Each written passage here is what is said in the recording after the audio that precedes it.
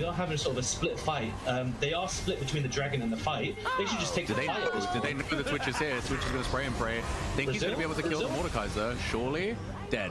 Nice, there it happens. Brazil oh, look the Twitches. Look where the Twitch is. Look where he is, though. He's going to kill this Ari easily. They just don't know he's there. Killing off screen. Yeah, for real. It's going to go down. Mel here, Caitlyn's going to try and run the rest of the fight.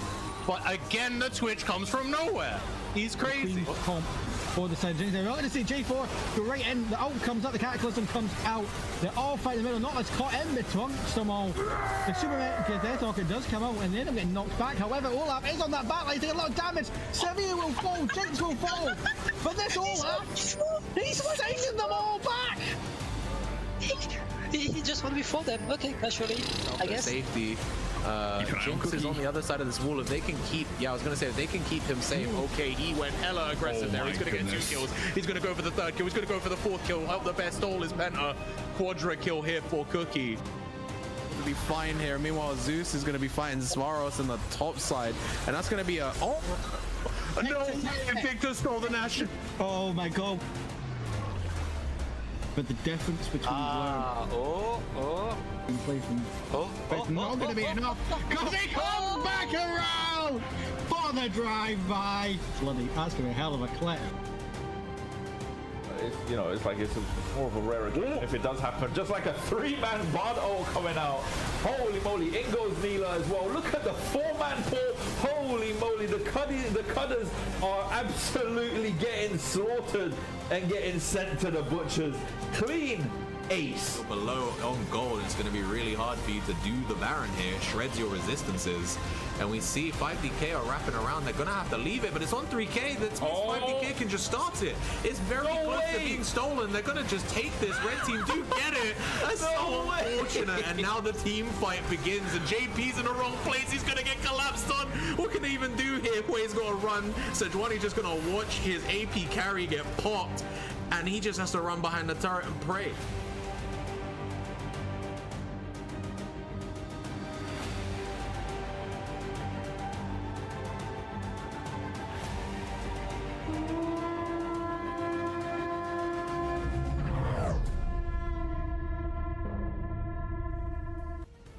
Ladies and gentlemen, welcome back to the MiniLCS Winter Open 2026. We are on day 2 of week 5. And it's the playoffs again. It is the playoffs for the Hardstuck Heroes bracket. That is the middle bracket, formerly known as the Emerald bracket. And today is going to be a banger of a game because Day 0 is on the line. The host of this tournament is on the line. Will he make it through? Or will he have to get relegated to casting every single game for the rest of the tournament? We shall see today. And of course, facing the team that he is part of, which is of course Dillermand eSports, it is Beer Before League, who were here in the MiniLCS Summer Invitational. And so to cast this game, this series today, we have 2 casters, ladies and gentlemen, 2. One of them was in the MiniLCS Summer Invitational. His team went to the finals, but he decided to ditch us to go to see the LEC. What a cunt, and fucked everything up. It is, of course, Ivan from the Mexigods, and now Vicky Mendoza, that's in the Weenie Hut. And then with him, ladies and gentlemen, it is special guest today. Potentially didn't even think he was ever going to appear on the main broadcast. I think he hates me. But special guest for you all, the one and only, you've been looking forward for him. It is Yacht95, aka Eunice, aka the Master Waffler. Welcome. I don't even know why he said 95, because I was born in 93. Oh yeah, that's true. Shit. He's trying to knock off 2 years. That's mad. Trying to help you out. I need all the help I can get. That's why we got Ivan here, you know, the top lane lord and savior himself, joining me in the cast. How you doing, man? I'm doing good. And yourself? all good. Everything is swell. We're looking forward to this game. We got Dillermand coming up versus Beer Before League. One hell of a game, because you know the very man behind the MiniLCS himself is playing. Man like that Jack, aka Day Zero, also known as Day Zero Smites. That's a very serious accusation that we need to keep an eye on. You know, the fact that none of these smites are hitting, it's an issue. But well, hopefully we see some hit today. Exactly what we're looking forward to. I have conveniently received some info, some insider info, to run you guys through what to expect for this series, because you know, in case you may not be keeping up entirely with the you know, the MiniLCS, don't worry, we got you covered. It's all good. You know what this feels like? It feels like, you know, at the start of a TV show when they do like previously on. It's just like previously on the MiniLCS. Yeah. Day Zero once again faces off against another team. No, instead we've got Beer Before League and Dillermand. We don't have, you know, like the Undertaker going up against, I don't know, John Cena. I was literally gonna say John Cena, and I thought, no, that's too generic, but John Cena it is. Yeah, Beer Before League, they've been doing pretty well so far. You know, 2 wins at the moment, only 1 loss. Yeah, looking forward to seeing what they've got for this game. You know, Svaros, Stock, Milotech or Milotech, I don't know. Junji and also Lyrus, man like Akuma Lyrus, they're gonna be you know, playing for us today. And then over in the Dillermand side, we've got, I mean, look, how many times do I have to remind you guys? We've got the man himself in the jungle. Fula is going to be in the top lane. Snow in the mid. Mads in the AD role, ADC. Are you allowed to say ADC still? Or yeah. Okay, we're still saying ADC. And then ADC? Dr. Duck. I don't know, man, because there was that thing where they tried to change, you know, tried to make it be like, oh, it's not only ADCs that play in the bot lane. Now you can do AP, and you know, now they're marksmen, and I don't know. I'm starting to sound like man, like, you know, shaking fist in the sky. Back in my day. Yeah, honestly. All for how many smites Day Zero misses today? I mean, listen, if the people demand it, we kind of need to, we have to deliver. We might have to produce a poll. In fact, can I do it? I'm going to do a poll right now. All right, Twitch. Here we go. Together, guys, we're going to ask the question. How many smites will be missed today? 1. No, none.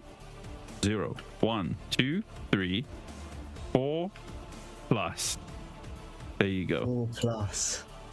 4 plus. There is your poll. Get your opinions in. Every vote matters, even if you think it doesn't. Get in there. How many do you think are going to be missed today, Ivan? I already cast my vote. I put it on 2. 2. I think 2 it smites. could have been higher, but I think he's been getting a lot better. So, you know. I'm gonna meet in the middle and say 1. Someone put 0. Someone believes every single smite is gonna land today. Maybe it's Jack himself. Jack himself was like, I missed no smites. Nothing's gonna go past me. Well, what is definitely gonna come at him is this draft, Ivan. Talk us through it. Yeah, I think first pick Zinzao is pretty good. You know, it's a very easy jungler to build comps around. Jarvan is one of the stock FFS's big picks, I think, so far. So makes sense there, and Kai'Sa as well for my jungle now. Xayah Braum is a very defensive bot lane, but it kind of makes sense against the dive of Jarvan and Kai'Sa. Xayah's very good into Kai'Sa on her own. Galio, just it combos well with the Jarvan. So that makes sense. Bring some magic damage. Rakan. I guess it's just another dive champ. I feel like there are better engaged options there, but fair enough, taking it. Talia and Olaf. Olaf is very much like a Thula champ, right? It's one of those AD bruisers that he likes to play. Talia, I mean, we haven't seen Snow play, and from like his OPGG, he's mostly playing like, you know, those solo queue champs like the Aurelia and Zed and Yasuo Yone, things like that. I feel like that's very off comfort for him. But they kind of needed a mage, so they were lacking a lot of magic damage. So I guess that's just what he's most comfortable on. And Camille for Svaros, which is again one of the comfort champs. So a lot of comfort on game 1. Yeah, I mean, really heavy dive on BBL, which is kind of what we've seen them play. And I think more front to back for Dillermand. I mean, considering you know, this is the first game in this Fearless format, you have to go for comfort. You know, you have to make sure you start with a bang, or you could also not do that. You could, you know, move towards the option of just trying to feel out what your opponent's going for, trying to bait certain picks, prevent them from getting certain things. But yeah, as you said, Dillermand coming out strong, you know, with some very big picks. The Xayah and the Braum once again being picked. Not the first time that the Dillermand bot lane have picked those champs. You know, Xayah's been played twice before, Braum's been played twice before. Yeah, it's nothing alien to them at all. And of course, Braum, as everybody knows, my favorite champion, is also somebody that is very strong at the moment in this current patch. So we'll have to see how they perform with that. But yeah, it's going to be very interesting to see how exactly these guys navigate it. But looking at the drafts that you have in front of you, who do you place your bets on?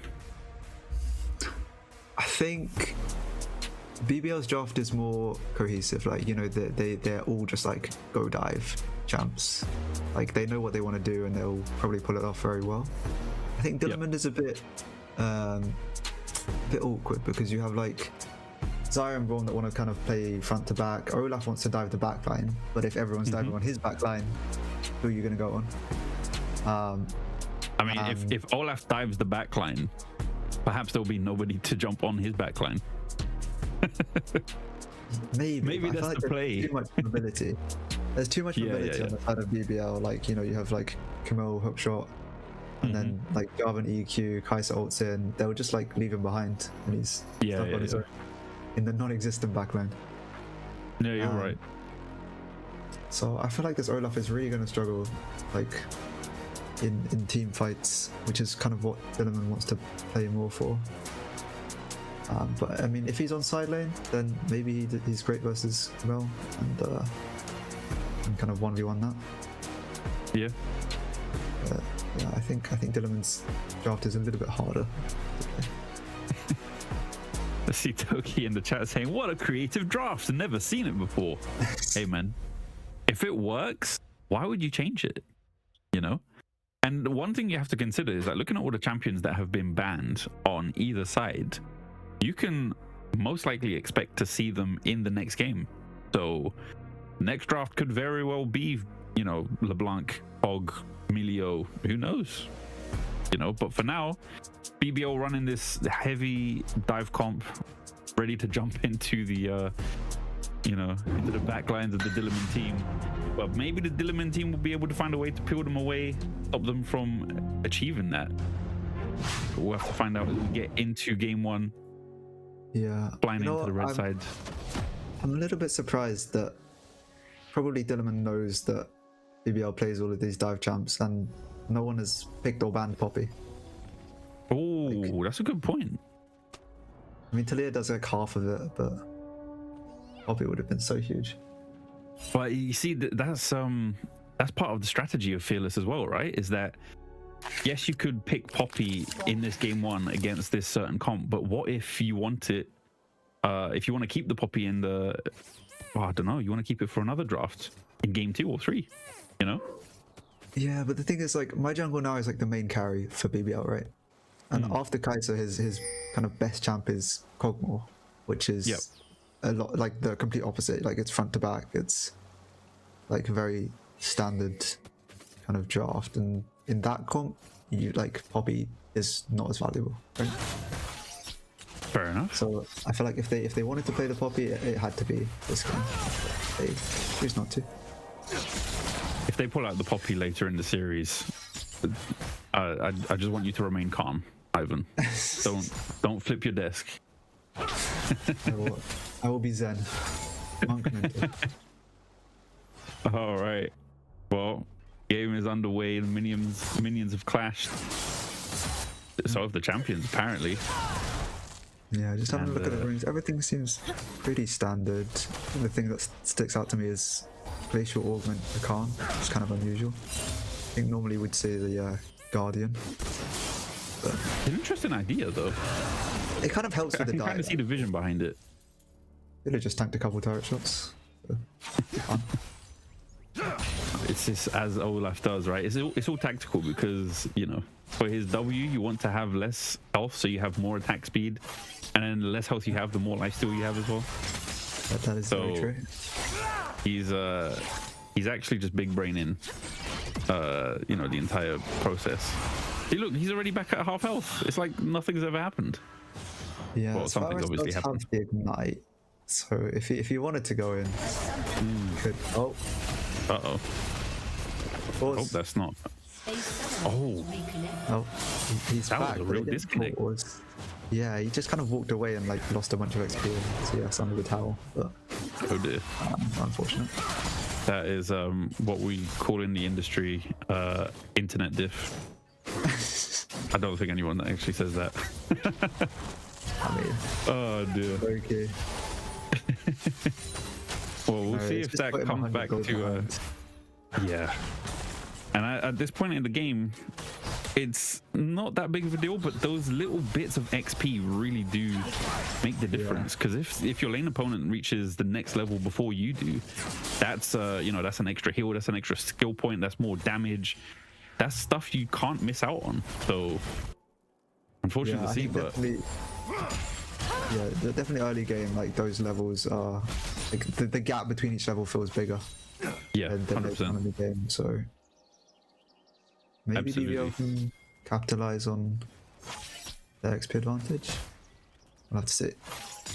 Yeah, wait and see. What we can see right now is how the two junglers have been pathing in this game. A lot of vision down in the bot side, or in the bot side jungle. Old Zen has entered the mid lane. Galio gonna flash, but is still gonna die as first blood goes over 2-man like day 0 for the Dillermand team. That is really not how you want to go out. Yeah, the Bluetooth auto. Super smart from Jack.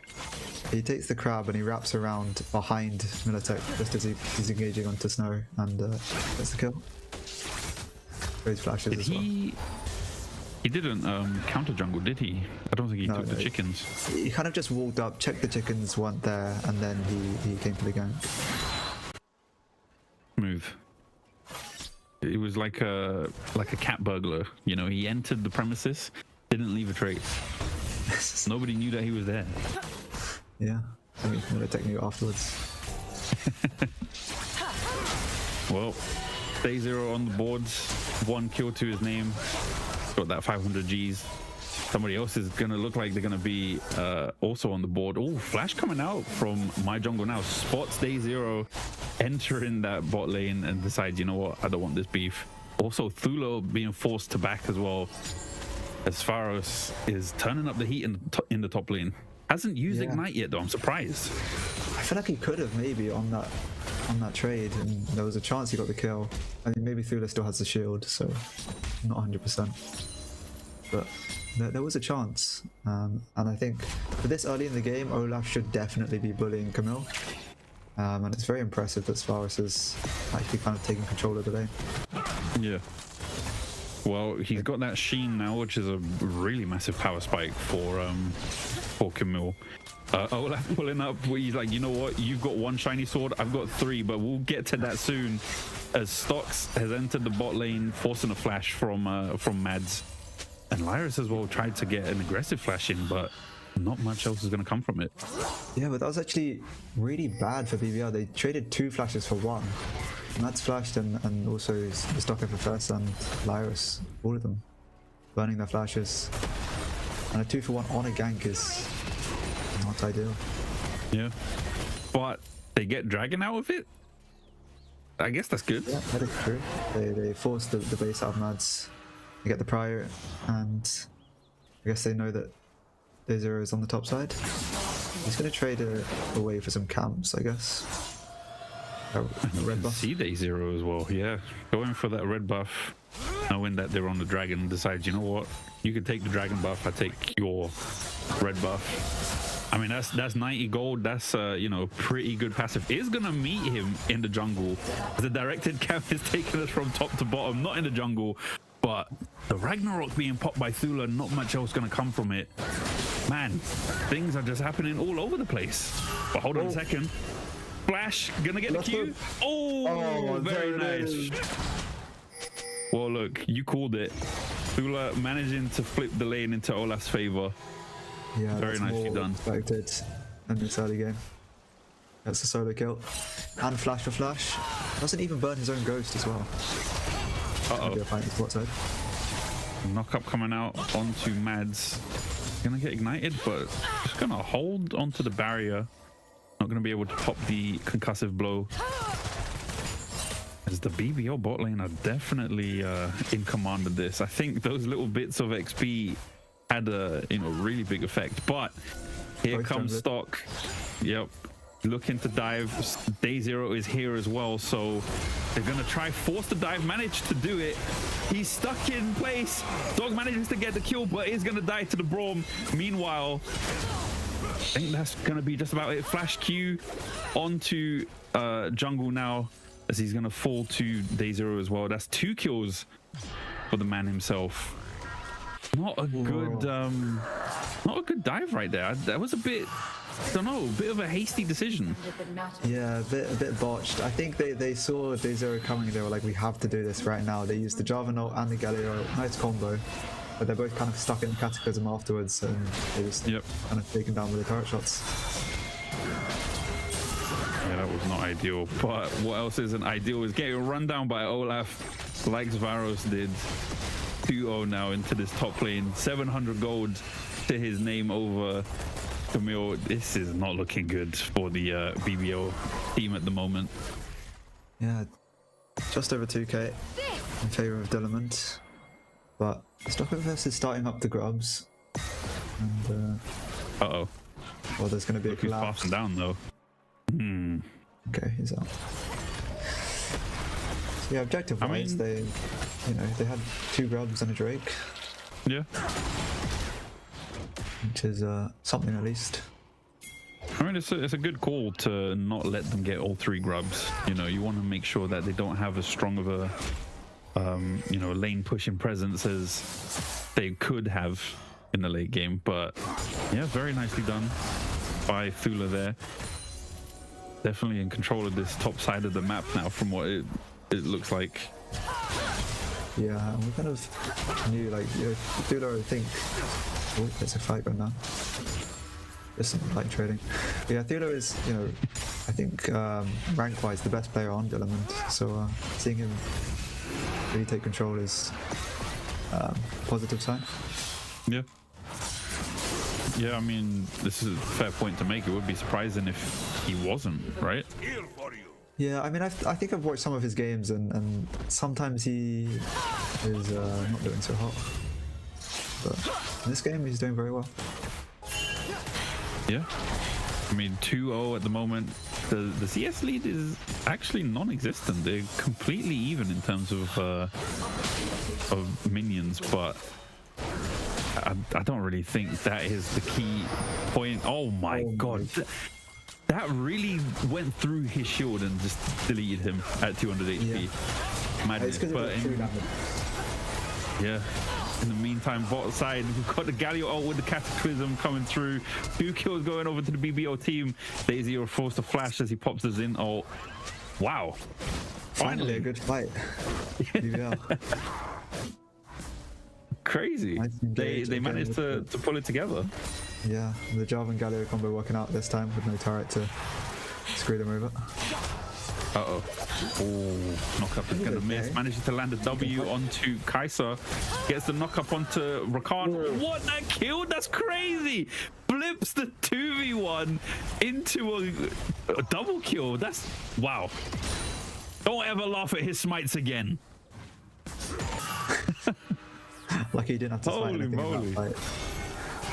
Yeah, nice confidence there. He knows he's got the Sundered Sky. He can get some healing off fighting back, and he gets the 2v1.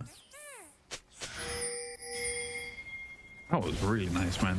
I was honestly expecting him to go down in that fight, but no, absolutely knew what his limits were, calculated it extremely well, and was able to turn it. Yeah, he's Very 4-0. nice. He's got half his team's kills, so now he's got to carry the game. Well, the next thing he has to look forward to is this dragon that is currently in the pit. Ocean Drake sitting in the bot side river. Oh, good jump both away from junglers down here. I mean, it's to be expected, right? This is a key objective. BBO, they've got the first dragon. They want to try and make sure that they get closer to that Ocean Soul and deny the other team any kind of advantage as well. So I think BBL has a chance in this 3v3 actually. My jungle now has completed his Kraken, and Mads is still just sitting on a BF sword. So that ADC item advantage is going to be pretty important if they do go for a scam. That's a good point. And also the level advantage as well, still something that is going to factor in at this point in the game. Oh no, the stock professor's left. And Daisy is still down here. Dude, the jumps between the top and bottom lane, I think it speaks volumes of, you know, how this game is playing out. You've got the two key players of this match. So it's whoever's in top lane and whoever's in bot lane, right? And the fact that it just keeps cutting between the two, mid lane is completely ignored. Yeah, we can expect them to kind of dictate how the game's gonna go. That's gonna be first turret though. Yeah, there you go. It's a big one. As this bot side dragon fight is going to get started. The Braum ult alongside the Zin ult is going to be popped. Cataclysm straight onto the Talia by Jarvan. Galio ult as well, and Kaiser. All three onto Talia. That might come to bite them in the ass. But here comes the Xayah ult as Daisy are managing to secure a kill. Double kill coming out for jungle now though. Galio is going to be extremely low as Mads is trying his best to kite, but he's going to go down as triple kill comes out for jungle now. Not going to get the quads. As that's going to be a shutdown for stock, picking up that extra gold. 4 for none. Oh, 4 for 1 actually. 4 for 1, yeah. I think, you know, we were talking about mid lane, nothing happening, and there, right there was like mid lane had all of the impact. You know, Galio had prio, he was able to move first, and then Talia was coming in behind, and they just pulled the trigger on the Talia. You know, they used Jarvan Galio combo on her, she's one shot, and then they played the fight 4v3, which is like really well played from BBL. Yeah, that's a very good point. I mean, if we get a replay of that, we'll probably be able to see it. But look, speak it, and it shall appear. What? No, that's not the phrase. Anyway, run us through this, Ivan. Yeah, so they've earned 2 ults already trying to disengage. That's Zin ult down and Braum ult down. And Talia's just coming in now. They see her and they pull the trigger on it with the Jarvan EQ and then the Galio ult. And the Kaiser ult. Yeah, just to secure the kill. Nice flash W here from Galio, which is really nice. Gets them all locked up. And Xayah just isn't quite able to kite it out. I think that item advantage, you know, if she had a full item here, Galio goes down probably, and maybe they can play 2v2. But he just about survives, and now it's just day 0 trying to fight it out 1v3.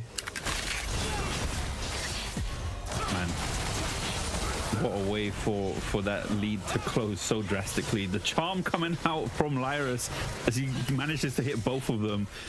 Dr. Duck is going to be forced away. Knockup is going to land onto Mads. Pulls the feathers back, managing to root his lover. Well, Zaya's lover, not his personal lover, but you know what I mean.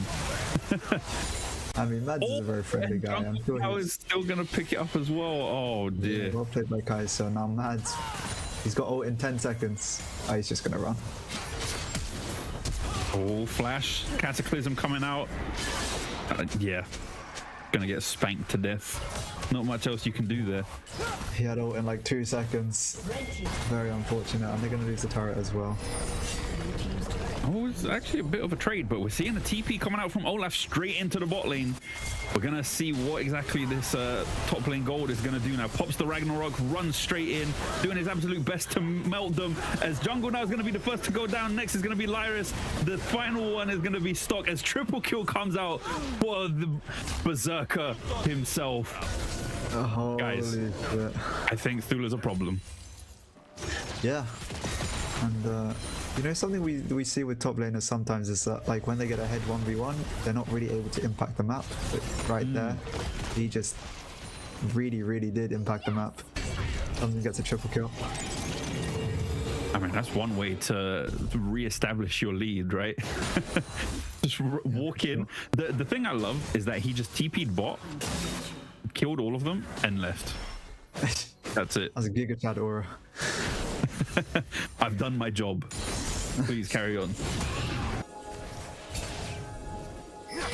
Yeah, he's got 3.1k gold lead ahead of Svaros, which coincidentally is the exact same gold lead that my jungle now has over Mads. So, oh wow, top and bottom. Well, the only one that's making the big difference then is mid and jungle, right? With Day Zero and Snow. But speaking of, Dr. Duck is gonna find Stock in this bush.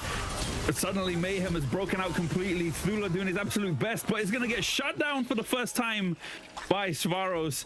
Bit off a little more than he could chew as he was in there. What was that? That was a 4v2, right? Yeah. And then Dr. Duck had to leave him, so he was 1v4 in the middle of all of them. The Ragnarok isn't enough to save him. Crazy. As a top laner, you truly are alone. You can't even have teammates in your fights. But we're gonna get a replay of this great play from Thula earlier before he died. Yeah, Kaiser gets the auto Q and then pops mastery. That's kind of BN. Mads trying to flash out, and he's followed by the Jarvan flash. Not quite having the ult. I can't believe that Kaiser W hit actually when he flashed. I'm not sure it did. I think it just ran out of range. Yeah. This is the first Ragnarok, which actually did work out. Yeah, I mean, the thing is that Jarvan ult is kind of a pretty good tool against the Ragnarok because you can't walk through the wall. Oh yeah, that's true. He just used it on Messiah, so he didn't have that to try and disengage. Yeah. And then there are just way too many damage sources in your face. You can't really do much about it. And yeah, inevitably down you go once you take too many hits to the health bar. Yeah. Straight spawning. Yeah, Drake is coming up in 10 seconds, actually 5 at this point. Yeah, Thula's down here really quick. And Svaros still has a TP. We'll see if Thula manages. Actually, wait, he's here. I thought he was topside. No, Thula is here. He's ready for it. Svaros actually, doesn't have TP, so won't be present for this fight. This is just going to be a free dragon for the Dillermand team. Very nicely done. They're trying to trade it away for the top tier 1. I'm not sure if Svaros can get it. We'll see. Maybe try find a way to push in the bot side turret as well. But they're gonna lose plates on this mid turret for it.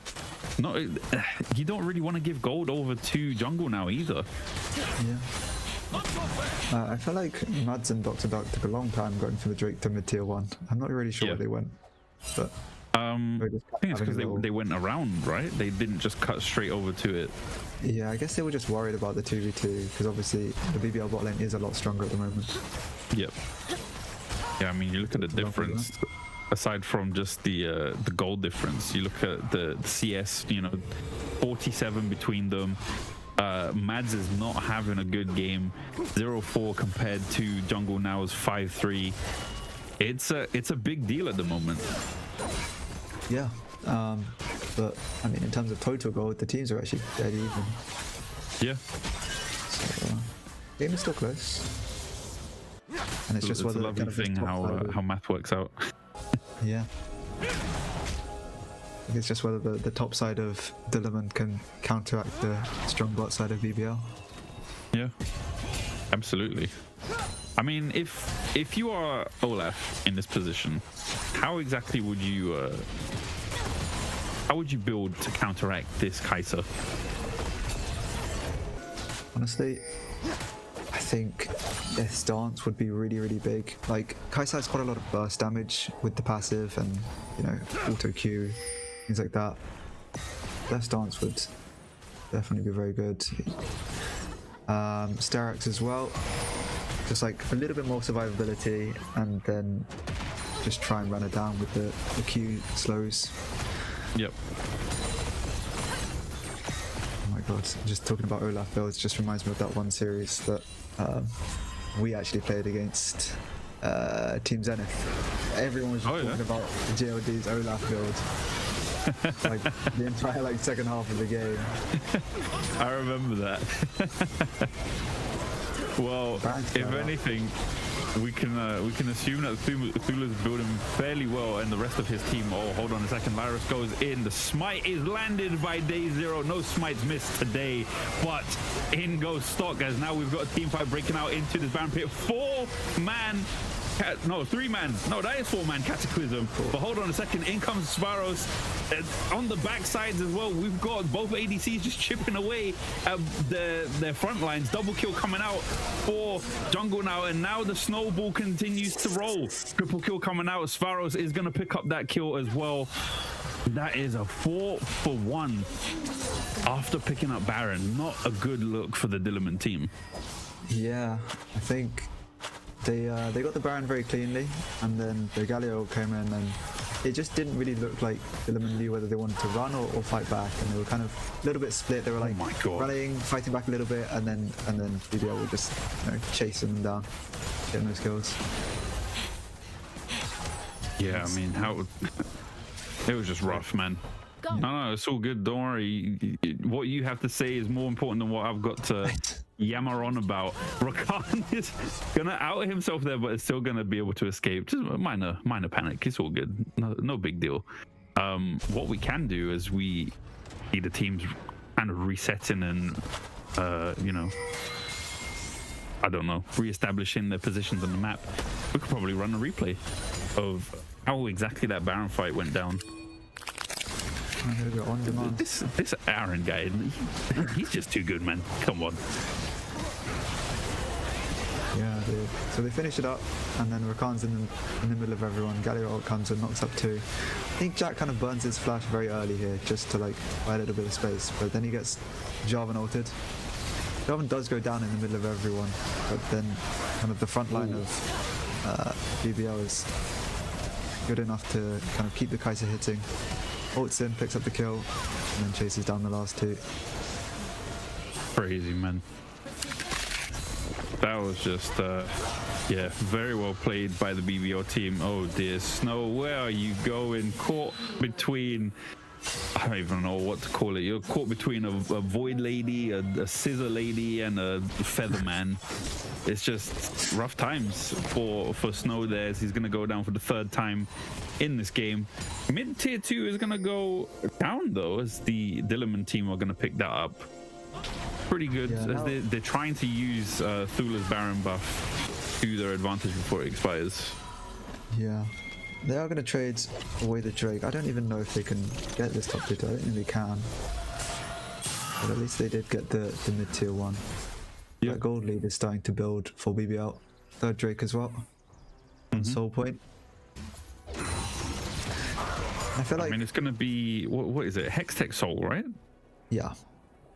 So between these 2 teams, who do you think that Soul favors the most? I mean, if you could get that on the Olaf, that would be massive. You know, those slows on the procs just allow him to chase down so hard. I feel like BBL don't really need it because they're already diving and like, or maybe to like stop someone escaping. But I mean, the ability haste and stuff is always nice. So, yeah. I think Hextech Soul is one of the strongest souls in the game. Like top 1 or 2. That's a that's a pretty good place to be in if you're a Hextech Soul. But hold on a second, we see the Talia ult coming out, 3-man Cataclysm, my goodness, and the Galio ult jumps in as well. Lyris is going to be the first to fall, but Kai'Sa is going to pick up Talia. Double kill coming out for jungle now. Watch this Kai'Sa, she's trying to make moves. It's going to be stuck between all of these members of Dillermand though. Shutdown coming out, that's 1,000 gold going over to Thula. Not exactly the person you want to give all of that money to, but yeah, a shutdown is a shutdown. Yeah, if they could have got that shutdown on Mads, it would have been massive, put him back in the game a little bit. But yeah, that was a really awkward fight. I think the spacing on the Jarvan ult and the Zinza ult kind of had all of the BBL players just outside of the range, so Day Zero was just completely untouched, and they were actually able to play range with the Xayah pretty well. Yeah. And then my jungle now dives in trying to get a kill back and just goes down. You know what's funny? I was thinking about asking for the replay and he just did it. Yeah, if you look here, they can't quite get into the Jarvan ult and Jack's just chilling. You know, Dr. Duck does go down, but Kai'Sa's just trying to get too much, I think. I think what it was that jungle now is obviously in a position of being very strong, and rightfully so. You have the ability to be very, very confident in your ability, right? Thula obviously showing us that he's capable of doing the same, as he is in the thick of it, managing to take down Lyris before he dies. But when you're surrounded by also a Jarvan and a Camille, I don't think that's the kind of dive you want to be making, right? Yeah, I think he's also just bitten off a little bit too much. You know what it says word for word in the notes that we were given? Go for it. My jungle now has a tendency to play a little too aggressively. Means they usually win lane hard, but can be punished if they overexert themselves. Oh dear. Those are some, that's some good notes. Yeah. Wow. I think that we just saw the evidence of that. Yeah. I mean, it's valid, right? If you're as strong as jungle now is right now, you know, 5,000 gold ahead of your lane opponent, 10-4. Come on. I think you would overextend as well, right? Would have limit test a little bit, you know. Exactly. You have to know, like, okay, look, we'll consider this one a throwaway fight. It's not over an objective. There are nothing's coming up soon. Yeah. We've got to see what you're capable of, you know. But obviously, right now we see the Baron is up, Dragon is coming up in 1 minute, potential soul point. It's got to be done. At this point, you have to kind of play safe. Nobody's overextending right now. We're seeing both teams kind of stick to their sides of the map. See how exactly they choose to approach this. Could definitely be a free objective. Yeah. It's spawning in 40 seconds, but BBL is all positioning down here. Oh, good jump right there. But the flash charm is going to come out, Cataclysm, and also the heroic arrival. I can't remember what it was called, but jungle now is going to pick up that kill onto Mads for the 6th time. And yes, Faros as well, finding Snow on the side. The only 2 members remaining are Thula and Day Zero, left to defend this tier 2 turret. Dragon is going to spawn in 10, so this is probably going to be Soul, Dragon Soul. But Ivan, I propose a question. Yeah. Does he steal? Ooh. I mean, he has the flash, and obviously he can WE over the wall. I think it's gone down too fast. I don't think he can get there in time. Yeah. And he was also on Krugs. He's getting his gold up. There it is. Soul point, or not Soul point, Dragon Soul, Hextech Soul going over to the BBL team. So they're all going to be able to enjoy those loads. So, yeah. Yeah, those slows on proc. The Baron fight with that soul. Which is a big advantage to have. Yeah, for sure. Look again on the map. The vision from the Dillermand team is non-existent. Oh no, Mad's just kind of giving up. Like, okay, you know what? You can take this one. I'm not even gonna try to fight back. As Jungle now picks up his 12th kill. Day Zero currently the main focus, getting chased down. The charm is gonna hit with the knock-up. Pops his ult and flashes away to keep himself alive, trying not to give them a guaranteed Baron. I mean, I think this is guaranteed Baron, surely. Yeah. I mean, he doesn't have any abilities to use. Is gonna have to back. Takes you like 20 seconds to walk to the Baron pit from base. Yeah, this is a wrap. Baron's going over to the BBO team. Yeah, I mean the gold lead's actually not that big. 3.5k is you know, we've seen teams come back from that. But BBO definitely look very much in control at the moment. Ice has just hit 5 items. That's Fun. a bit scary. With Zhonya's as well, man. Yeah. What year is it where the ADC is building Zhonya's? Oh, immediate flash coming out from Snow. Does not want to be caught in that Cataclysm, but Dox is going to end up popping that Guardian Angel. Meanwhile, the rest of the BBO team are here to try and turn things around. Mayhem is playing out on both sides, but who's in the backline was Thula, is going to go down. Day Zero as well is going to be the next. Zhonya's is going to get popped by Milo on that Galio. That is going to be 2 kills for none for the BBO team. Yeah, and the 2 strongest members as well. And with the Baron buff, they might just be able to go for the end. Oh, this is not looking good for Dillermand. They may have to start considering looking forward to the next game.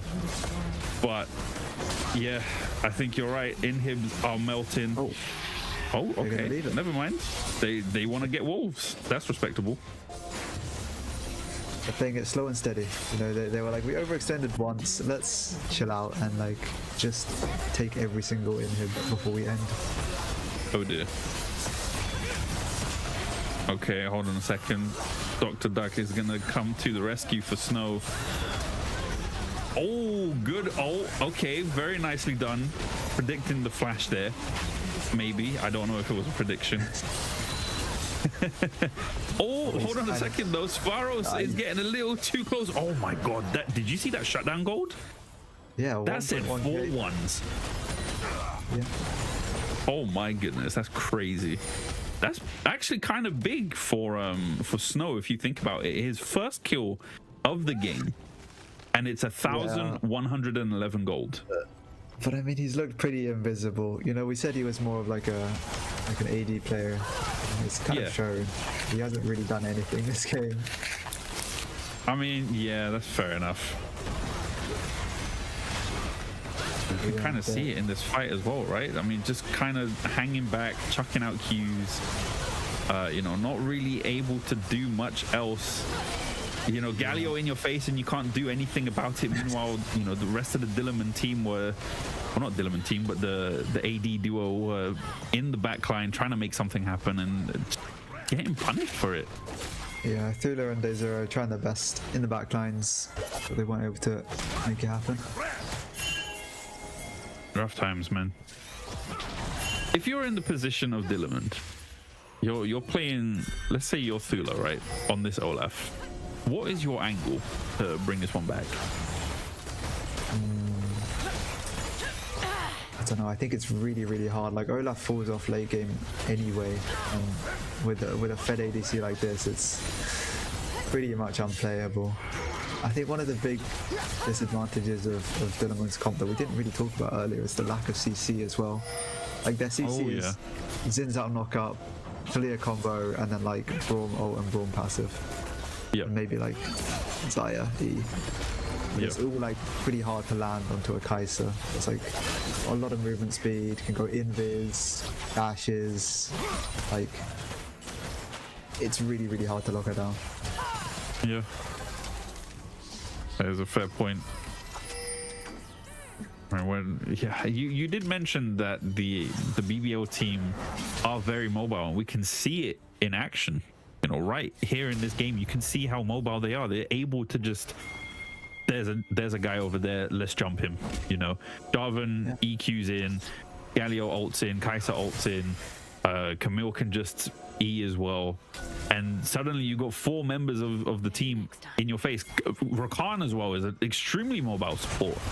So, oh yeah, I mean, you can kind of see the fruits of that labor right here. Galio with the heroic entrance is going to enter the fray. We've got a full-blown team fight as all the mayhem is breaking out. Cataclysm going to get popped. But hold on a second. Wait, actually, the Dillermand team are turning this around. 3 kills immediately onto everybody apart from the bot lane. Rakan is going to get melted. Zhonya's coming out.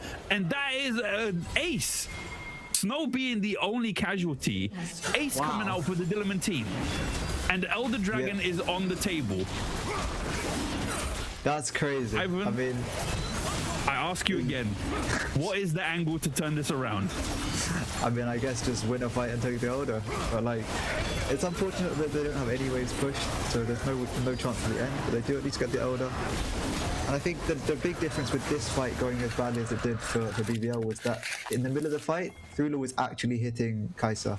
Kai'Sa had to ult over the wall into the cockpit, and like that's like half of her damage gone. She had to walk all the way around just to get some damage out. So, right here, Kai'Sa's ulting into the cockpit. Wow! And then in the backline, Zaya's completely untouched and actually doing damage in this fight. And that's why this fight goes so much better for Dillermand. Just remove Kai'Sa, literally. Exactly. Wow. That is actually insanely unfortunate for jungle now.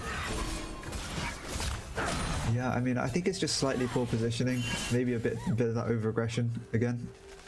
And now gold is completely just even as the note said. again. Yeah, exactly. We were told. There was a small amount of foreshadowing for us. All right, Baron picked up alongside the Elder Dragon. This could be a big deal for the Dillermand team. If they're able to apply a decent amount of damage, what's the execution threshold? Is it 15%? I have no clue. It's just some. Okay. When they're low. But yeah, I mean, it does definitely help a lot. And you know, both of the Dillermand inhibs have just respawned, so pushing is going to be so much easier with the Baron buff as well. Yeah. I mean, this is very much, you know, Dillermand team have finally received a lifeline, really, because if you look at their base, 2 inhib turrets down, 1 Nexus turret down, another one, or the other one is kind of bleeding, or crumbling, actually, let's say. If they lose this fight, it's game. No questions asked. But it all depends on how they play this out. Yeah, I think the next team fight will decide everything. Or it should do, unless pretty much everyone dies. Yeah. I mean, we're seeing the Baron buffed caster minions, or not caster, cannon minions. They've got 3 of them in this mid lane. Oh dear, the siege is real. 2 inhibs going down. Not overcommitting. Very smart from the Dillermand team. They don't want to. They're not abusing the fact that they have Elder Dragon. They're like, you know what? We might have this. It's more of a denial thing. Yeah. We're just not going to force a fight that we could potentially lose. Yeah, it's a denial thing, and it also is just like a deterrent. Like, they already have more range than BBL, you know, with Talia and Zaya. Like, BBL's range is pretty low. They actually have to like dive in themselves.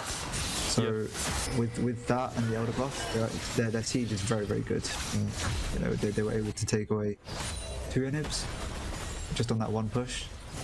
So very nice from Dillermand.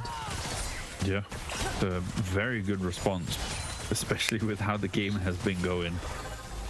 Seeing some movement happening in the top side as well. Day0 trying to push this wave in, trying to use the last few seconds of this Baron buff. I think we've only got like 30 seconds or so left on it. But hold on. Oh, immediate Zhonya's coming out onto jungle now. Is going to be able to escape. Is going to run away. So is out of this fight for now. As we see the Dillermand team managing to clean up the rest of the BBO squad. Oh dear, Stocks is going to be forced to flash. Kai'Sa is down your right. So now it's just the cleanup crew going to have to carry things out. Dillermand are just running them down. They don't even care about the top turret. They're like, you know what? This is not the turret that we're interested in. We want your Nexus turrets. Guardian Angel going down for Svaros as he's going to have to watch when the wisp enters his body as the Nexus turrets are going down, crumbling one after another. And the Nexus goes down as that is game one being turned around by Dillermand. Holy moly, what a game. Crazy comeback.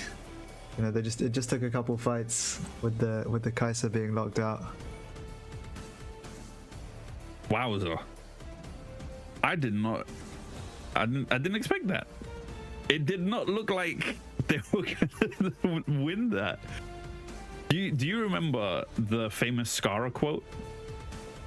I'm not that old. You're not that old, that's okay. Allow me to educate you, it's okay. There's a good quote for those of you that may not know who Skara is or was. And he said after one game in the NALCS, up until they lost, they were winning. And I think that perfectly describes how Beer Before League played this game. They were genuinely at the door of the of the Nexus. They were about to take the game. And they just lost somehow. You know what it was? It was that fight, wasn't it? It was after what's his name? After Jungle now had that really unfortunate Kai'Sa ult. Yeah. Damn. That was just the moment where it all kind of went sideways. I think they had their chance. When they had the Baron buff, I think they could have maybe actually just forced an end, but they decided to play it slow and it backfired on them. Yeah. That's a good point, actually, when you mentioned that they were just playing it slow, which we praised them for at the time, but perhaps in hindsight, wasn't the right play to make. Maybe you should have been a little over-aggressive. Yeah, look at the damage. My jungle now nearly double anyone else on his team. 63.5k. He tried his best, but just the last two fights were what cost him. Insane, man. What a result. Yeah, crazy. Look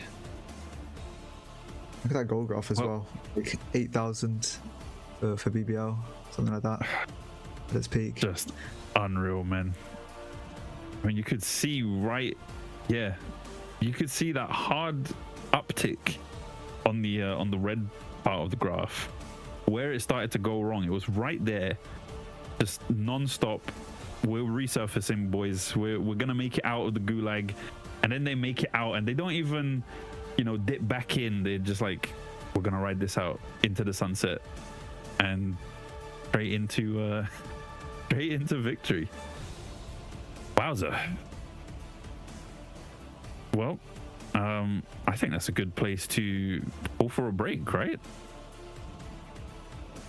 I think so. Yeah. All right. Well, you guys get yourself some hydration, some snacks, stretch your legs, stretch your arms, whatever you need to do, and we'll catch you in a few for game 2 of Dillermand versus BBL.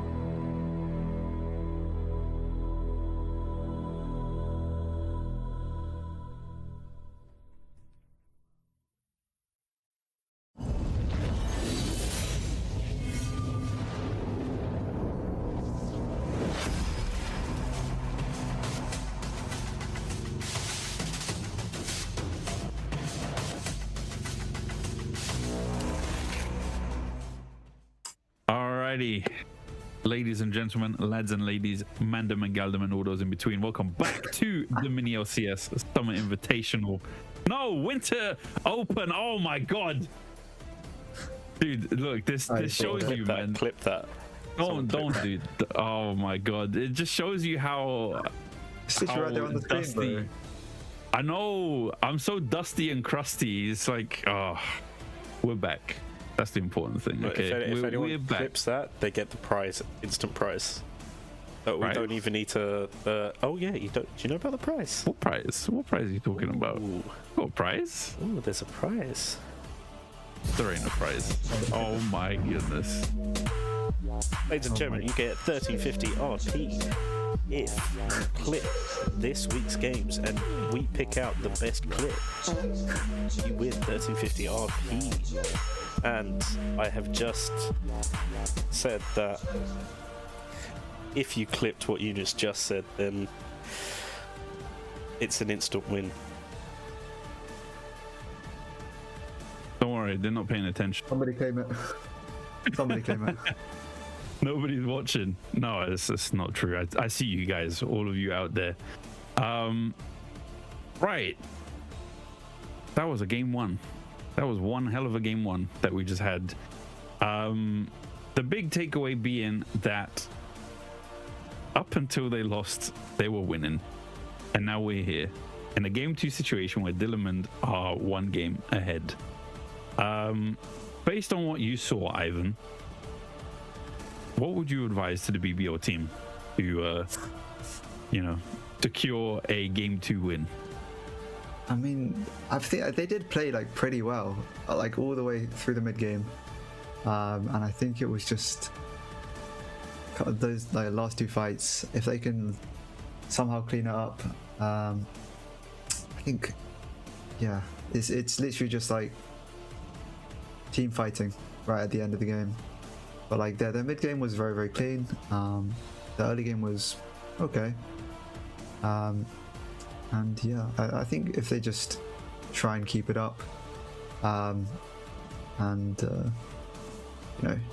let the stress of being one game down get to them, they can definitely pull it back for game two.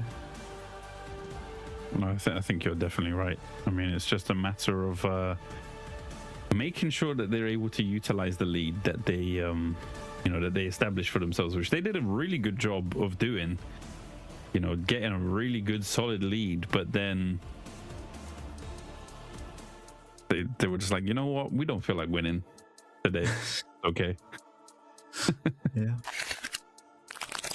Oh, we're going straight into the game two draft. Hey. Oh, there it is. Right, lots to talk about here. So I think they kept pretty much the same bans. The only new one is Darius from the side of BBL. Yeah, the Dillermand bans are actually. I think there's only one difference. 3 were the same. I'm not sure about the last 2, but the first 3 were the same. Yeah, you're right. And the same for BBL, actually. Even the Darius was there. I think so. Yeah, I thought they banned like Zed. Irelia. It was Zed, Nocturne, and yeah, you're right. Yeah, Darius wasn't there. But yeah, mostly the same. I think they kind of realized that it had to be an AP champ in the mid lane, so the Irelia ban wasn't super necessary. Yeah. But yeah, Jinx first pick, it's pretty standard, pretty easy, goes in lots of different team comps. And then BBL have done that classic thing that they do. We've seen them do it a couple of times where they swap their top in the jungle and they just go for the Scion. Because I think game 1 they know it's going to be banned. Or like if they declare the stock FFS as the top laner, they know that Sion's going to get banned. So then in game 2, they kind of have that uncertainty. If Sion's not banned, then he can go top and pick the Sion. And that's what they've done here. So it's going to be Svaros on the Wukong in the jungle. And Mumu for day 0, another comfort champ for him. Zahen, Thule's played it a couple times already. Very kind of does a very similar thing to Olaf. kind of just become Thanos if you're ahead. Law accurate. Yeah, pretty much. Hey, we had Xin Zhao game 1 and now we have Dark and Xin Oh, Zhao. that's true. Good point. But yeah, Orianna to round up the first 3 picks for BBL. I think it's okay. I think Orianna Wukong is a nice combo. You know, you can go invis, dash in, get a nice shockwave. You know, maybe it's not as strong as like Jarvan Orianna, Xin Zhao Orianna, or Nocturne Orianna, but you know, those 2 have been picked or banned, so there it is. The next best. Smolder, I think, you know, if you're my jungle now, you kind of got caught a couple times in the last game and that maybe lost in the game. So playing Smolder, like, you're going to be a lot further back. You're going to be not diving in, and hopefully that can help them hit the game. You know, he's got a big beefy front line in front of him. He's got the Sion, the Wukong, so hopefully he'll be okay in the back. And I think that Akali is picked to try and just one-shot the Smolder. Like, it doesn't really do much aside from that. Like, you can't kill a Sion, can't kill a Wukong. Maybe you can kill the Orianna, but I don't think that's the primary threat here. So I think they're just picking Akali because 1, it's Snow's comfort, and 2, they're just trying to one-shot the Smolder. And Maokai support is something pretty different. I feel like it was good a long time ago, and now it's not really played. I'm not 100% sure on it. It's decent disengage, I guess, and engage with the ult, but not really sure how it's going to play. Milio, You want to know what's funny? Yeah, go ahead. I didn't even register that this was a Maokai support until you just mentioned it. Looking at the roster, it makes so much sense because nobody else. I mean, I don't think a Mumu support is a thing, and I know Jack definitely doesn't play Maokai, so yeah, that's what I was thinking as well. So it kind of had to be the Maokai support. That's a throwback.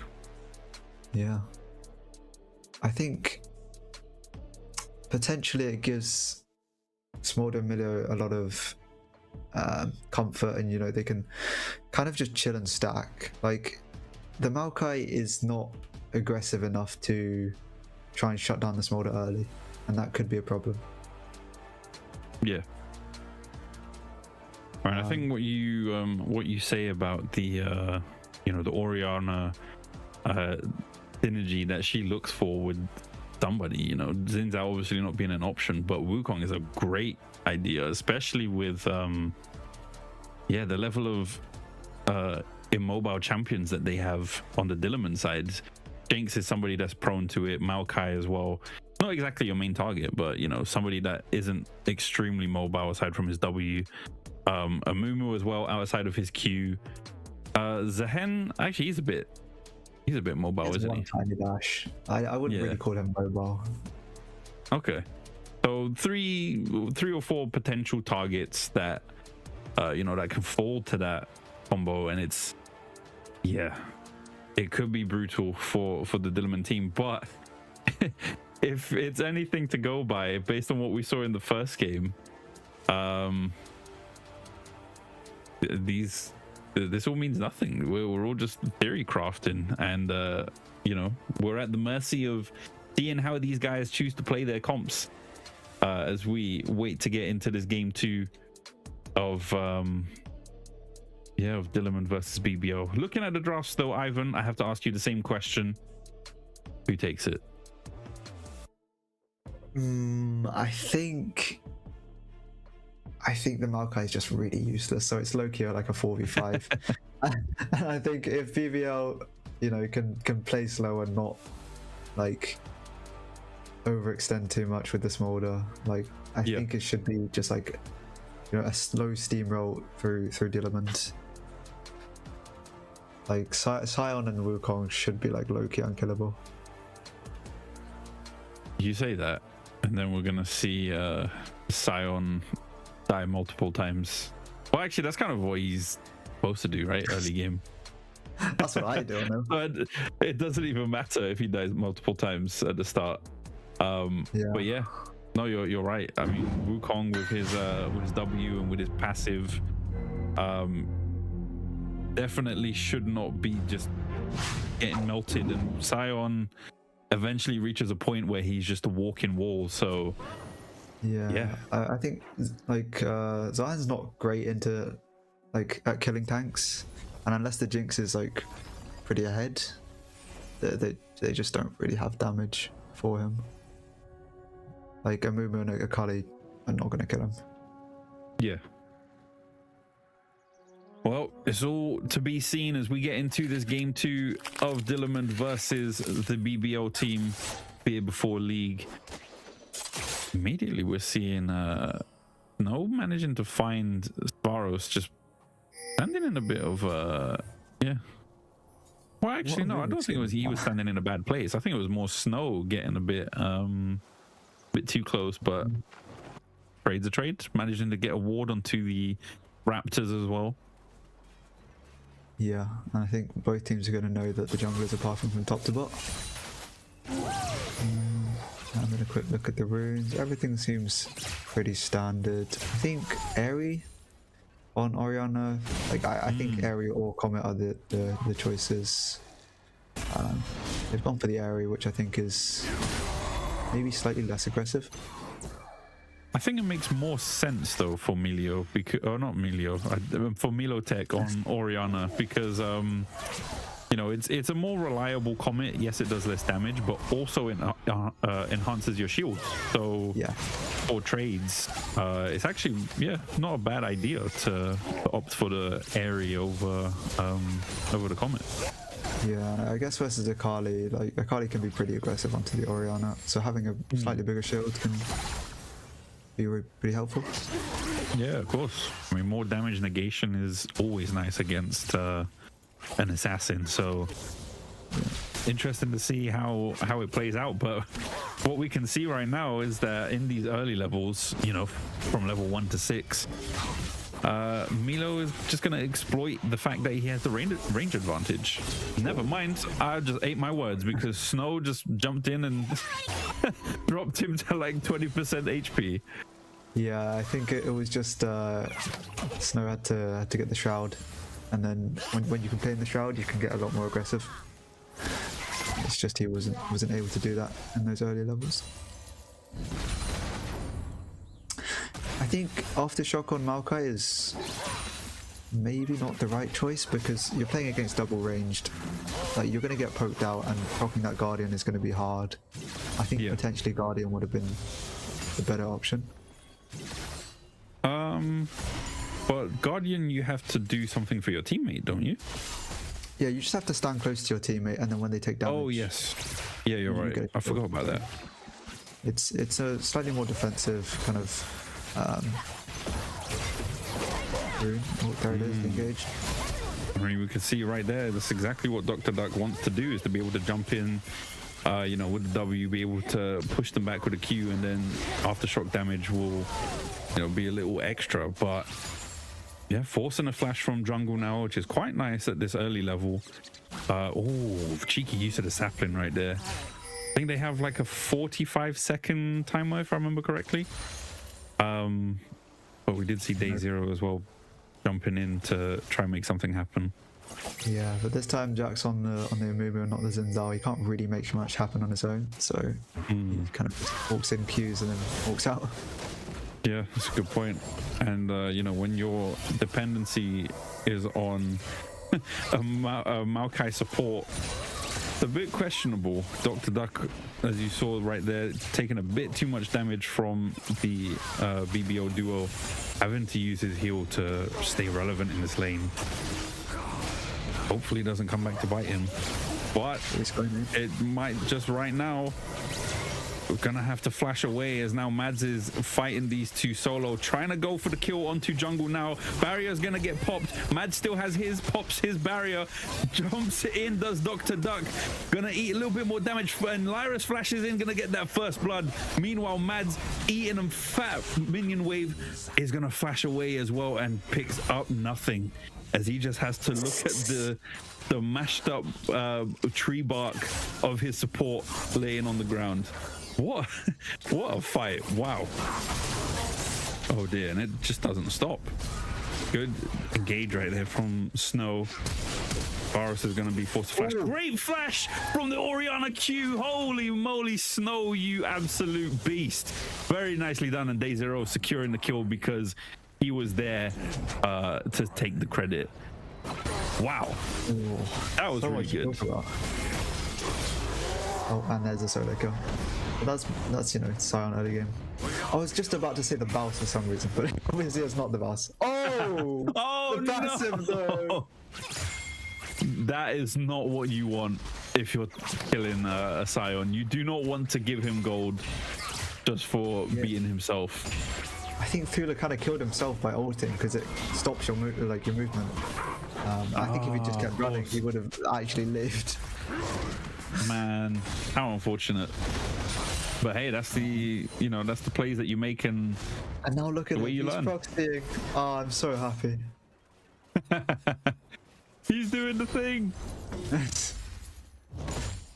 Oh, no, Well, there you have it. He's gonna go back to the wave. But yeah, I think on that. Ooh, nice play. Oh, watch out! I've got two of them. Manages to land the second bandage, and I think that's just about it. Oh, hold on a second. Sion is here. All of a sudden, lands the ult onto Amumu. Doesn't get the knock up. He released it too early, but Jungle now is going to pick up the first kill. In goes Snow. Is going to die for his efforts, though, as Lyris picks up that kill as well. Lyris doing his best to become the second APC in this game. He's got 2 kills to his name now. Wow. Looking a bit rough in this early game for Dillermand. Yeah, crazy roam from the stock FFS. But yeah, I think that kind of early bot 2v2 was, we saw the difficulty in picking Maokai here against double range. Like he was like half health when they started the fight. He tried to go in, sacrifice his life to get a kill, and they just weren't even able to get one. Rough times, man. Well, as the Chemtech Drake is picked up by the BBL team, we get a replay of this bot lane squabble. Yeah, really nice Q from Dr. Duck though. Knocks them both into the Jinx traps, and then he's just kind of standing around. He has nothing left. He does go in, get the root down, but he's going to pay for it with his life. Iris flashing in, getting the kill with the help of the minion wave. And now it's just Mads 1v2. He can't do anything else. And we're going to get a replay of this as well. Nice shuriken flip from Snow, lands onto the Wukong. He's going to flash out, which means Jack's bandage toss also doesn't land. MiniLCS thinks he can get the kill, and then flash forward. Yeah, that beautiful flash right at the last second from Snow. And we're getting the solo bolo in the top lane as well. Oh, yeah, in the oh, I see what you mean. Oh, yeah, wow. After the ult animation, he's just kind of stuck there for a second. Yeah. Well, while that replay was happening, for those of you that were paying attention, in the little picture-in-picture that we had, Varos did get killed in the top lane here, as Dr. Duck did actually roam up to help out in his top side. Grubs are obviously going to get picked up by the Dillermand team as they pick up all 3 grubs. That's a pretty big deal. Yeah, that was pretty nice. I mean, Jinx already destroys turrets really fast, so Grubs are just going to help with that. Oh, what a flash W over the wall. Very nicely done. Thanks to Parrot as well, making sure that Snow is able to execute that efficiently. Wow. Dillermand have suddenly woken up. Yeah, I mean, Cyclone. Oh, gets the root. Second Cyclone's not going to hit. Oh, beautiful. The coordination between these guys is very good. Yeah. I think Maokai struggles in lane, but like, take him outside of lane and now he's chilling. Oh no, he went into the traps. Oh, I'm not stuck under this turret with you. You're stuck here with me. Jungle now getting taken out. with Mads under that turret, little bit. What did the quote say, Ivan? He plays a little over aggressive or something like that. Yeah. What did it say? Plays a little too aggressively. There it is. But yeah, he wanted to get the damage down and then like he out, I think, and he like just flapped into the traps right at the side. Oh, here's the replay that we missed. He's gonna die for the wave. Yeah, I mean, as a Scion player, it only makes sense, right? Every minion is extra HP, so it's kind of worth it. But we actually tried to flash out. Interesting. So he's not fully committed to the cause. Is gonna go down to the Zehen ult. But in comes Day Zero, and here is Dr. Duck as well. Zehen gonna get resurrected, and yep, there's a kill. And this right here, so good, man. Very nicely done. Yeah, clean combo from Snow. And the knockback and the ult used from Markai to disengage, and he just can't quite get there. Very nice. Disappointing to see the stock FFS trying to flash out. Just die for the wave, man. Bouncing floor. You have to be a real Scion main. You have to die for the cause. Exactly. I would be like 5 deaths by now. No minion goes unclaimed. Exactly. Oh, hold on a second. Dr. Duck with Day Zero. Actually, wow. Very nice combo right there. Managing to get the double kill, and yeah, I think Mads actually managed to pick up one of them. One of them went over to Dr. Duck though. Not ideal, but I think it was one for Mads and one for Jack.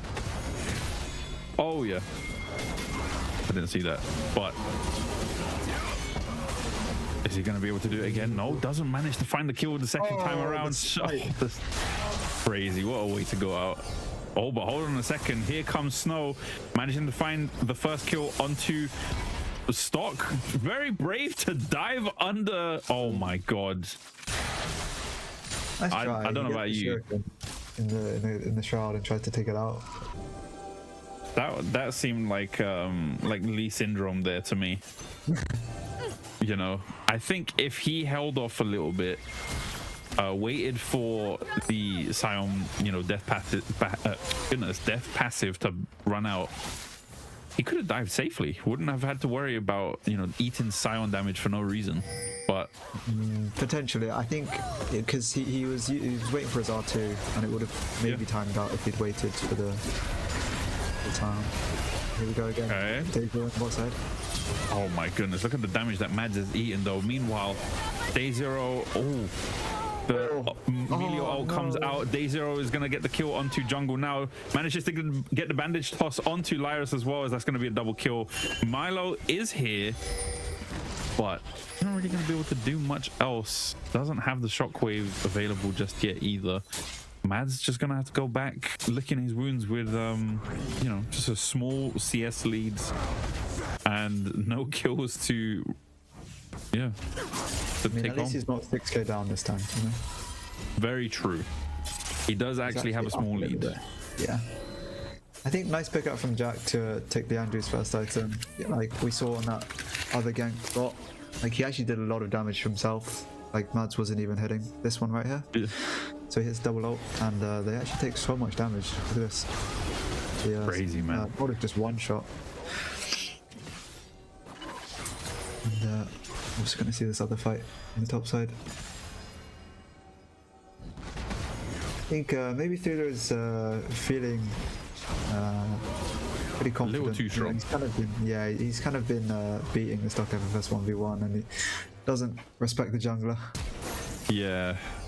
And this, I think this was just a miscalculation. Definitely wanted the double kill, couldn't secure it. Sees Wukong on 100 HP, and yeah.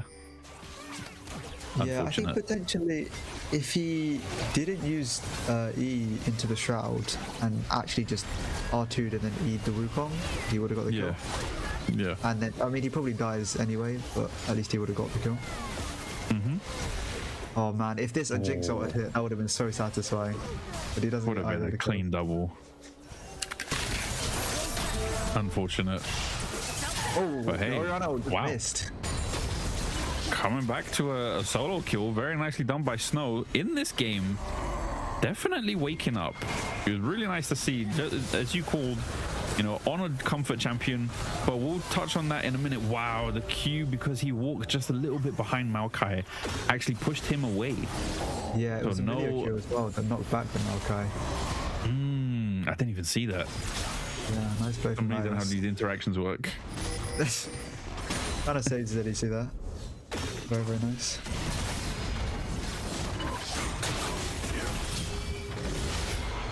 Hula doing his absolute best, try and make something happen here, but you don't need to see the wet noodle fight. We're gonna go back to this mid lane solo kill from Snow. Yeah, he's just trapping in the bush. Just one-shots him. There it is. Damn. Yeah, the shockwave as well. Use the shockwave before moving the ball. Yeah, I think that was just a bit of a panic play from MiniLCS. Yeah, I mean, he kind of knows that the Akali has to be kind of pretty close to him, but it's just the timing on it was not quite there. Yeah. Drake gets taken by Dillermand. Infernal Dragon as well. That's a big one. You know, some people say the best dragon because it gives you extra damage, which everybody loves. But the thing is, what's the percentage? It's like 6% extra damage or something like that. I have no clue. Bro, I don't know the numbers on this. Like, you're asking me about like all the numbers, and I'm like, I don't know. It just does more. Like, more damage. The number goes up. That's all we need to know about.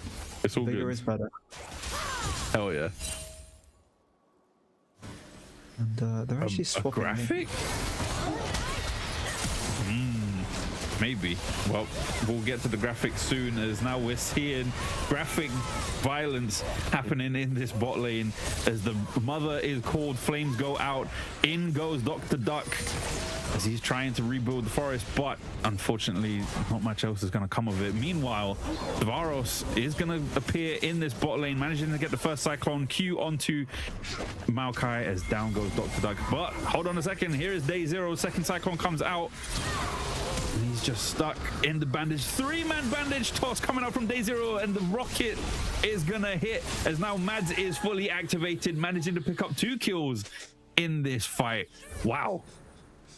All of a sudden, it just picked up pace. But Day Zero is really performing in this series in general, I have to be honest.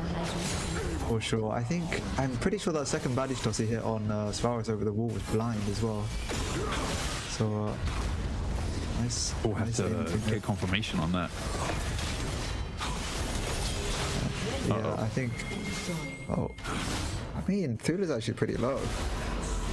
I guess. But he is also Zahen, right? Yeah, Gets a bit of life if they can stealing. kite out the passive, no, they're just gonna kill the passive and play afterwards. Okay. Hold on a second. He's gonna res. Did pop his ult. I don't know if it is in force or if... Okay, never mind.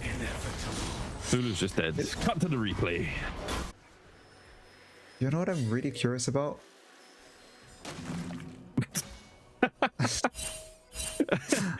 Never mind. We're not getting the replay. Yeah. I'm really curious because the Zahen ult. Oh, never mind. Oriana's in trouble. Uh-oh. She's Just gonna, oh yeah, just abused, into dead. Not much else you can do there. And Mad's doing his best to keep these guys off of his turret, but yeah. There's the replay.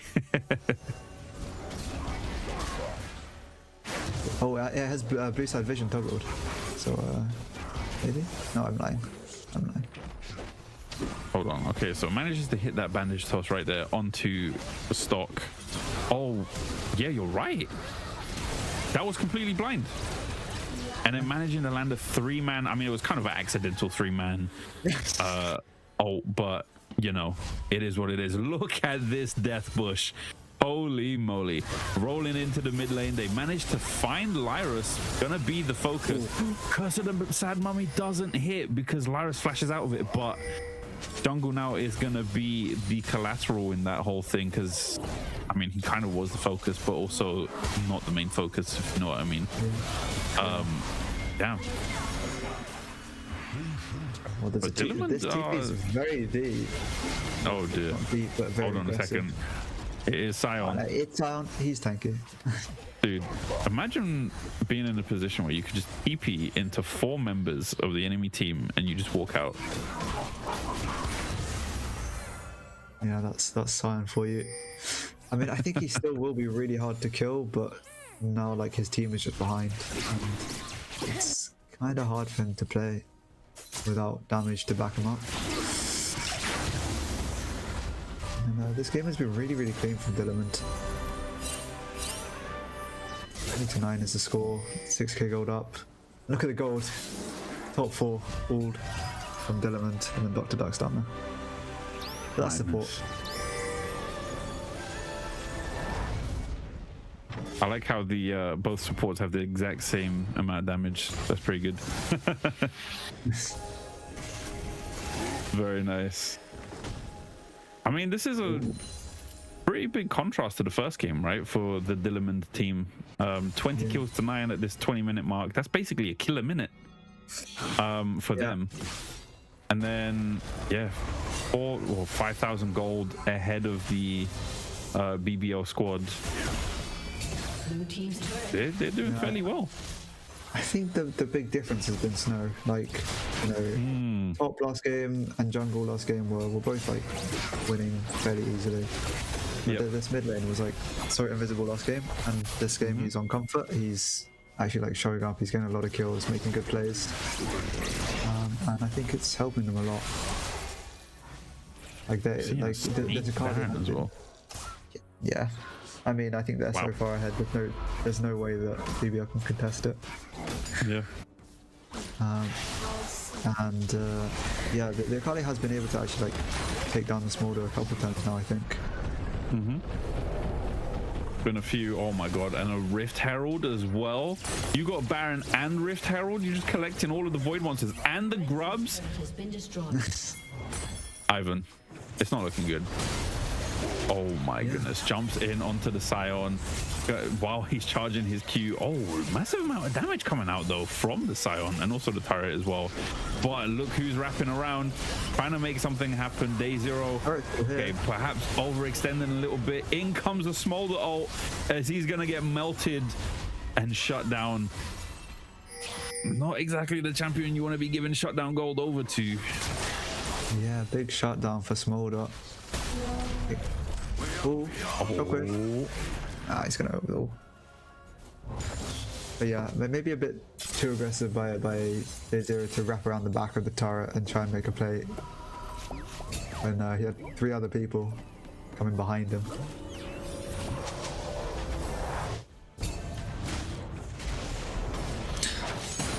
The Smolder is slowly coming online. 217 stacks. We haven't really talked about the Smolder stacks at all, but he's nearly hitting that execute threshold. He should like one more wave. What's the threshold for his execute to go online? It's 225. 225. So he's basically there right now. There you go. All right. So the Dragon execute is now in session. What's his execute threshold? Is like 5%. Yeah, this is what you tell me you don't know the numbers. It's pretty low. But I'm pretty sure it goes up with the number of stacks you have. So the longer this game goes, that execute will go up. Okay, well, we shall see how exactly it plays out. Yeah, Dr. Duck jumping in there, thinking he has a pick, but there's 2 other members of the BBL squad. In comes the Smolder ult. Wow, Snow managing to get the clean kill onto Svaros and Zylyrus shortly after. And we're just going to cut to the top lane, coming at you live from this news chopper. We've got somebody trying to breach the gates in the top lane. Thula doing his absolute best with his Baron buff and the Void grubs as well. Another good Amumu. Oh, I didn't even see it. Crazy. he locked up the Smolder and the Milio at the same time. Pretty short. Damn. I'm sorry, So, Jack. Giving you no credit. Yeah, I think I'm not sure if Lyrus had ult, but it just meant he wasn't able to use it. Okay, let's see how it plays out. So Dr. Duck just kind of goes in 1v3. He's a bit greedy. Let's flash out. They commit onto him, and here comes the Moo and a Kali to clean up. There it is. Okay, I missed it. Oh, actually, Yeah, Smolder was able to get out. Just about. Oh, imagine. If only. He's doing it again. Look at this TP. This is just Scion privilege right here. Runs in as well. He's like, you know what? I want this fight. I'm going in. But Snow is also doing the same. Trying to jump in. Oh my goodness. Managing to get the kill. The execute is on him. Smolder gets the kill. But that's a double for Snow. Meanwhile, oh my god. Okay, there's the Moon ult gonna land. Milo is gonna go down. Scion with how many bars is that? 6,000 HP at least. Almost 6,000. It's just gonna walk out. Madness. I mean, yeah, like we said, the Scion is going to be pretty unkillable, but they've managed to just get past him and hit the back line quite a few times now. It feels like Scion hasn't really been in these team fights. They haven't really been able to play front to back properly. Scion has 4,700 HP, so I was 1k short. Okay, apologies. But you have the numbers coming at you live from the Dark Lord himself. He's good at maths, I'm not. Replay incoming. Yeah, the Scion's just like all the way down in the jungle, like just standing 1v3 while his backline is dying. Which is not ideal. Like, you kind of want to be like bodyguarding the Smolder, laying down some CC, just standing there in the way. And he's not really able to do that. Crazy, man. Well, Scion sitting at I mean, he's not doing too bad. The CS is basically the same as Thula. Score is actually better. The only thing that's holding him down is the fact that you know, got less objectives being claimed by his team. The BBO team have only taken one turret. You know, if they picked up a lot more, you know, stock would be a lot more even with Thula, I think. And also, he hasn't really had the opportunity to pick up plates either. So, yeah, rough times. But hold on a second, Day Zero trying to make something happen in the back line. Look who it is. It is Thula himself trying to make things happen, as that is going to be 2 kills. The bot lane of the BBO team going down. Meanwhile, the meat shield, the walking wall himself is going to crumble, trying his best to claim something, but he just has to do the walk of shame. And down he goes for the 4th time. That is going to be another Baron. Yeah. I mean, you know, it's 8,000 gold lead. I think this game is surely unlosable. But we thought that about the last game as well. Yeah, I was going to say, don't say that. We don't know how this one's going to go. But, like, it would be fun to see it go to game 3. So, like, low-key, if I cast a curse it, you know, are we going to get there? Maybe? Oh, boy. Well, look, second Baron has just been secured. There's no way they lose this, right? You're also trying now.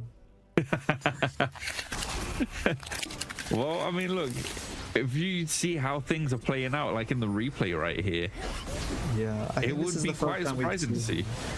Yeah, it's the first time we've seen Scion and Smolder actually standing together, but then Zion comes in from the back and just absolutely one-taps the Smolder, and Scion can't really do much against that, so he goes down as well afterwards.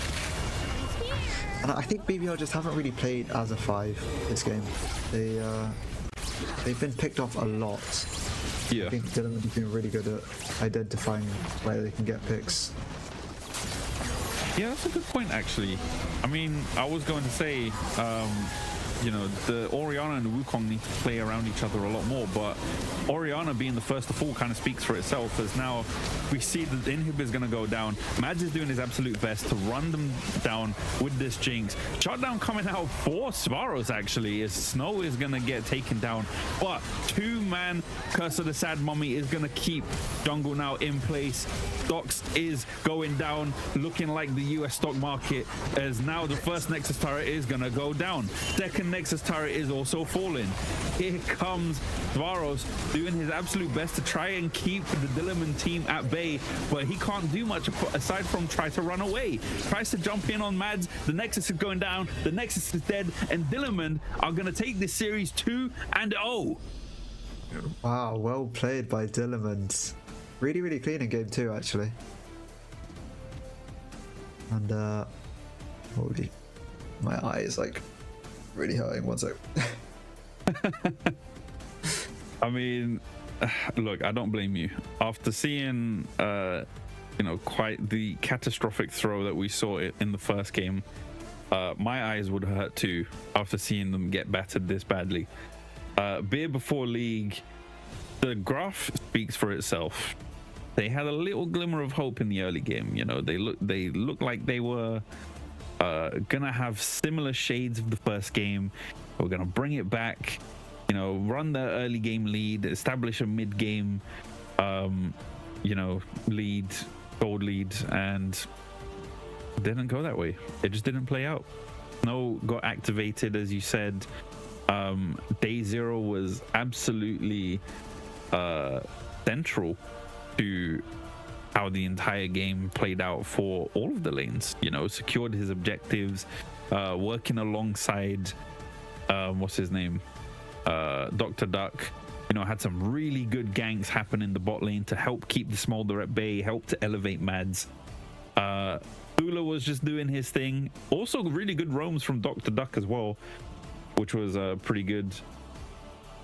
How many times can I say good in in a rundown? But yeah, GG's to Dillermand. Yeah, I think we talked about what BBR had to do to come back into game 2, and we talked about mental, and I think it did kind of look like they were a bit mental boom. You know, they weren't playing together, they weren't like linking up and playing as well as we know that they can. And I think Dillermand took advantage of that, and they just ran away with the game. Absolutely. Oh man, we're gonna have to do the big thing, because now we're in the playoffs, guys. For those of you that don't know, this is hello, sorry, I wear my headphones like that. It's to not ruin my hair. Let me also sit up as well. I am lounging. Can you see how comfortable I am? Wowza. Well, we're back. That was a game 2. That was a series by the Dillermand team. Series was comfy. I mean, look, listen, the first game had me sitting on the edge of my seat, and then this game 2, I'm like, do you see how far down I am? I'm like all the way down here. Like, man, you guys are just... Game 2 was comfortably theirs, to be fair. You guys are just rolling it, you know. But game 1, I mean, like this. But yes, MVPs, because now we're in the playoffs. We got to start deciding MVPs, Ivan. So, yeah. For you, fun part of the job. Who would you say was the one guy? I mean, I think game 1, Thula was kind of low-key putting the team on his back. I mean, Jack did a great job as well. And then game 2 was it kind of looked like just the Jack show. So I will give my MVP nomination to Day 0. That is a fair nomination, I would say. Considering how he played in the first game as well, you know, he was one of the key players to really help to bring back that first game. I think giving Day 0 the MVP is actually very fair, you know, because like you said, outside of that, I would maybe give it to Dr. Duck if I was to guess. Yeah, Thula had a really good first game, you know, extremely commanding in the top lane, but game 2 just just did his job nicely. Didn't really demand too much attention. I'm in 3. Yep. We need to pick 3 people. Yep. Mate, this is LEC type. Proper. We are proper in it. So Ivan has picked day 0. Eunice, who are you picking that is not day 0? That's not fair, dude. What if it's just day 0? I got the easy out. What if day 0 is just the guy? Hey, the fans will then just vote for him. Okay.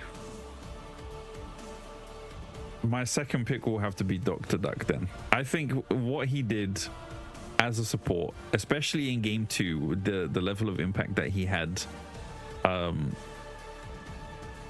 that's my guy right there. Shout outs to him. Who gives the third? Me. The third one. You? The third. Because I watched the games, apparently. I thought you just pressed the buttons. For me, even though I see it's difficult because it is between the top lane and the mids. Both had different contrasting games. Game 1, Tula was popping off with the Olaf, and Snow just wasn't as impactful. But then switch it around, game 2, it was the other way around.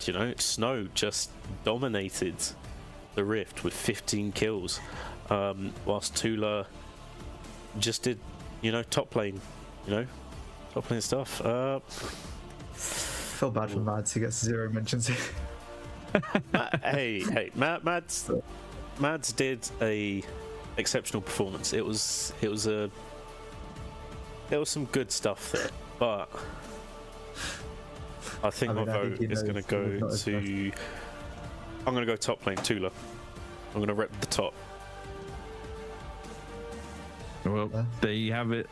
Day 0, Tula and Dr. Duck. Pat yourselves on the back. You guys did all right. You did pretty good in this. There will be a vote on Discord as well, of course. Yes, community vote. Make sure your voices are heard. Let us know who you think is or was the MVP, or is the MVP. It could be your definitive MVP, just in general. Yeah, pretty good series from the Dillermand team overall, though. That was pretty fun to watch as well. I can't lie. Yeah, good series, especially game 1. Yeah. And where do we take it from here, Mr. Darkest Lords? Aha, we got a thing happening tomorrow for those of you that don't know, may or may not know. Wait, who? Pagans versus Latitude. I have to shout out Pagans every time that I hear their name because, again, when I asked you guys what Twitch emotes you guys, or not Twitch emotes, the 7 TV emotes you guys want, the very first link I got was the Pagans logo, and that is just an insane flex. I love that. What?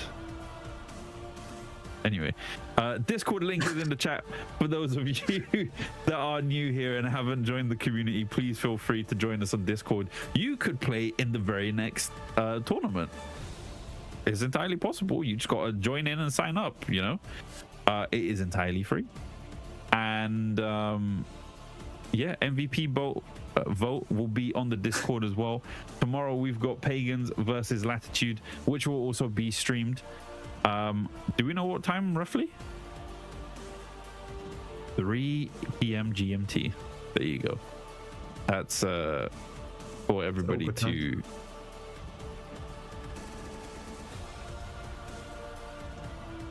I'm hearing things. Upcoming tournament. We've got an upcoming tournament. Oh, 2xKO. My tournament. Oh boy. I forgot about that.